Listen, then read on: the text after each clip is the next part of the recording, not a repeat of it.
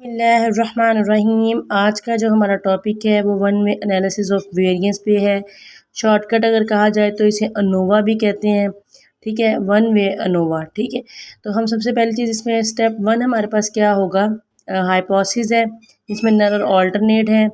ये हम mean comparison test use कर रहे हैं मोर देन वन मीन के लिए, ठीक है। सबसे पहला हम μ1 जो है हमारे पास नल हाइपोथेसिस में वो पॉपुलेशन मीन 1 है, फिर पॉपुलेशन मीन 2 है, पॉपुलेशन मीन 3 है, क्योंकि यहाँ पर हम 3 सैम्पल का डाटा यूज़ कर रहे हैं। तो उसके बाद हमारे पास लेवल ऑफ सिग्निफिकेंट अल्फ़ा 0.05 है।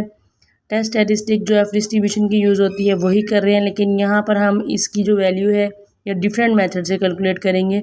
जैसे हमने पहले एक जो टॉपिक है उस पर किया है डिस्ट्रीब्यूशन, जब हमने फाइंड किया है तब हम वेरिएंस और तरह से फाइंड कर रहे थे, अब हम अनोवा के थ्रू फाइंड आउट करेंगे। और उसके बाद नेक्स्ट हमारे पास आ जाता है कैलकुलेशन आ जाती है। कैलकुलेशन में हमारे पास डाटा सेट मैंने आपको जैसे बताया हमने 3 डाटा सेट्स लिए हैं, 3 सैम्पल्स का डाटा लिया है। पहले सैम्पल का डाटा हमारे पास है 152, 175, 180 और इन सब का सम किया है तो वो 507 आ गया। फिर हमारे पास 181, 171 और 203 इन सब का सम किया तो 555 आंसर आया। फिर हमारे पास 160, 130 एंड 124 इन सब का सम किया तो 414 आया। अब हमने ये 507 प्लस 555 प्लस 414 किया तो ग्रैंड टोटल हमारे पास आया 1476। ये हमारे पास नेक्स्ट हमारा यूज़ होगा, इसलिए हमने इसका सम यहाँ पे कर लिया।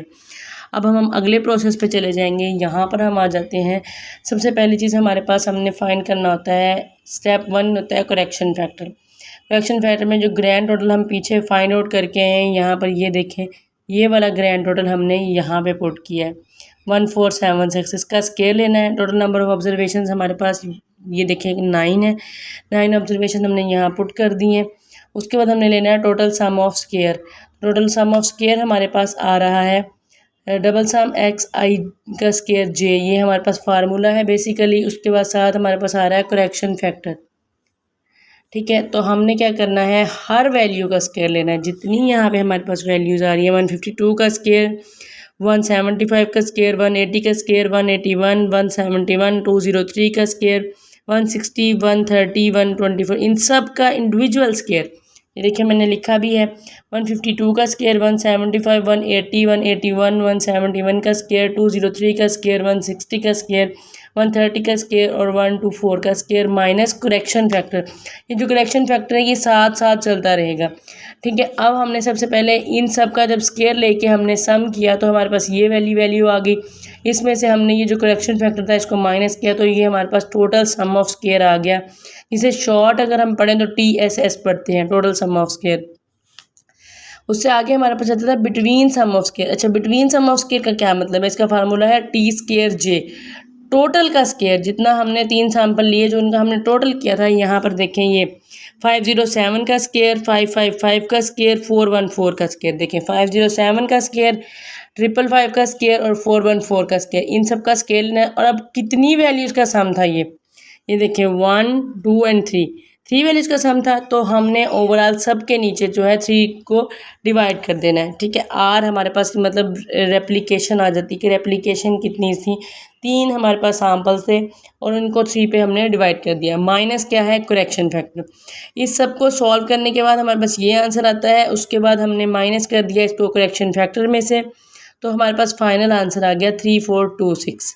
अब हम फर्दर चलते हैं कि हमारा नेक्स्ट स्टेप क्या होगा। फिर देख लें, सबसे पहला स्टेप हमारा हमने फाइंड किया करेक्शन फैक्टर, उसमें हमने ग्रैंड टोटल यूज़ किया है। फिर हमने टोटल सम ऑफ स्केयर में हर वैल्यू का स्केयर लिया है, माइनस करेक्शन फैक्टर किया है, उन सबको ऐड किया।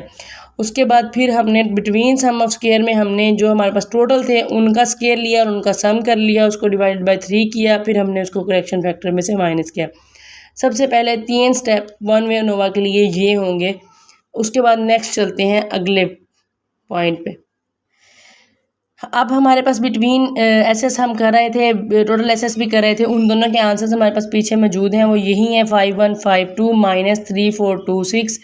देख भी लेते हैं, ये देखें 51 52 माइनस 3426 विद इन हम ऐसे फाइंड करेंगे।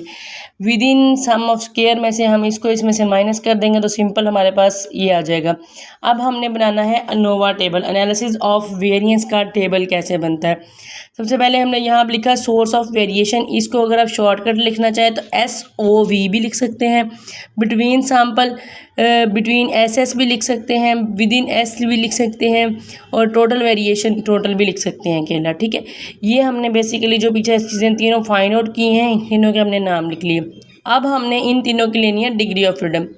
डिग्री ऑफ फ्रीडम में क्या है, बिटवीन सैम्पल में हमने नीचे जो डिवाइड किया था वो 3 पे किया था, तो हमारे पास बेसिकली बिटवीन सैम्पल में 3 सैम्पल्स हैं। ठीक है, सैम्पल 1, सैम्पल 2 एंड सैम्पल 3।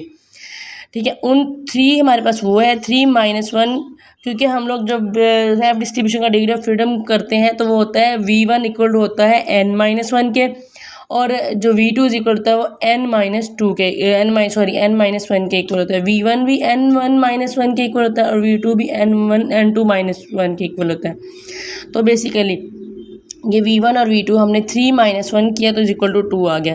फिर हमने फाइंड करना है टोटल वेरिएशन का। टोटल नंबर ऑफ ऑब्जर्वेशंस कितनी थी हमारे पास, देखें ये 3, 3 और 3, ये हमारे पास 9 ऑब्जर्वेशंस थी। और अब हमने यहाँ पर 9 - 1 किया तो 8 आ गया, और विद इन यानी कि एरर टर्म का जो सैम्पल होता है वो हमने कैसे फाइंड करना है, 8 - 2, इसको इसमें से माइनस, ये मैंने तरतीब के साथ लिखा हुआ है। 3 विद इन सैम्पल का है, ये पहले हमने ये फाइंड करना है, फिर हमने ये फाइंड करना है, उसके बाद इसको इसमें से माइनस कर देंगे तो हमारे पास V2 की वैल्यूज़ आ जाएंगी। उसके बाद आ जाते हैं सम ऑफ स्क्वायर पे। सम ऑफ स्क्वायर कैसे फाइंड करेंगे, हमने जो 3, 4, 2, 6 है ये हम पीछे फाइंड करके आए हैं। 1, 7, 2, 6 ये है, 5, 1, 5, 2 ये देखिए मैंने यहाँ पे पुट भी किए हुए, यही तीनों वैल्यूज़ हमने यहाँ पुट कर देनी है। टोटल के अंदर टोटल वाली वैल्यू, बिटवीन SS के अंदर देखें बिटवीन SS वाली वैल्यू, और विद इन सैम्पल के अंदर विद इन सैम्पल वाली वैल्यू। ये तीनों वैल्यूज़ यहाँ से भी आप देख सकते हैं, पीछे से भी देख सकते हैं, हम फाइंड आउट करके आए हैं। ये तीनों हमने यहाँ पुट कर दी। अब नेक्स्ट स्टेप क्या होगा, नेक्स्ट स्टेप में हमने ये जो 3, 4, 2, 6 है इसको डिवाइड करना है इसके डिग्री ऑफ फ्रीडम पे। 1, 7, 2, 6 को इसके डिग्री ऑफ फ्रीडम पे टोटल के अंदर सॉल्व करने की ज़रूरत नहीं होती, हमें सिर्फ ये 2 चीज़ें चाहिए होती हैं मीन स्क्वायर में।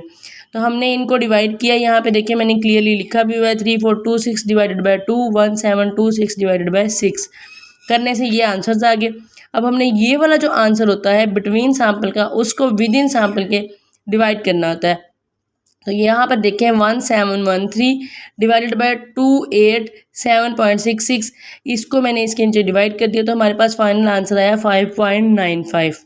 ठीक है, उसके बाद नेक्स्ट हमारे पास क्या आ जाता है, हमने अब करना है क्रिटिकल रीजन। 5 स्टेप हमारे पास है, तो 5 स्टेप में हमारे पास F कैलकुलेटेड, F टेबुलेटेड, ये हमारा ऑल्टरनेट हमने यूज़ किया है, और यहाँ पर भी हम अल्फ़ा जो है वो 1 टेल ले रहे हैं। ठीक है, क्योंकि हमने ऑल्टरनेट में कहा था कि वो इक्वल नहीं होगा, तो इक्वल नहीं होगा क्या मतलब वो ग्रेटर देन हो सकता है या वो लेस देन हो सकता है, दोनों में से कोई एक यूज़ कर सकते हैं हम। तो अब हमारे पास नेक्स्ट स्टेप क्या होगा, F कैलकुलेटेड की वैल्यू हमारे पास आई 5.95। F टेबल वैल्यू जो है हम टेबल से लेंगे 0.05 वाला टेबल देखेंगे F डिस्ट्रीब्यूशन का, और उसको 2 को 2V1 है और 6V2 है, 2 और 6 को हम देखेंगे तो हमारे पास आंसर आता है 5.14। टेबल में लाजमी शो करवाऊंगी जितने भी टेबल्स अब तक हो चुके हैं F डिस्ट्रीब्यूशन का टेबल में लाजमी जो 0.01 का, 0.05 का और 0.025 का मैं लाजमी वीडियो अपलोड करूंगी इस पे टेबल्स पे भी। अच्छा, अब हमारे पास नेक्स्ट क्या है, 6 our calculated value fall in critical region. जो हमारी कैलकुलेटेड वैल्यू है वो फॉल कर रही है क्रिटिकल रीजन में, क्योंकि देखें 5.95 बड़ा है 5.14 से। तो क्या कह रहे हैं क्रिटिकल रीजन में, so we reject the H0, हम H0 को रिजेक्ट कर देंगे, and conclude that all 3 means are not equal. क्योंकि हमने ऑल्टरनेट में क्या कहा था कि हमारे पास मीन्स इक्वल नहीं होंगे, तो हमने जो H0 है, क्योंकि हमारी क्रिटिकल वैल्यू जो है वो फॉल कर रही है, तो H0 रिजेक्ट हो गया क्योंकि हमारे मीन्स इक्वल नहीं है। ठीक है, और H1 जो है वो एक्सेप्ट हो गया। इसका मतलब ये है कि 3 मीन्स आर नॉट इक्वल। ये जो मैंने लिखा हुआ है ये इसलिए लिखा हुआ है क्योंकि V1, V2 और ये F का जो है अल्फ़ा जो है, अल्फ़ा भी हो सकता है, अगर 2 टेल हो तो अल्फ़ा बाय 2 यहाँ पे यूज़ होता है।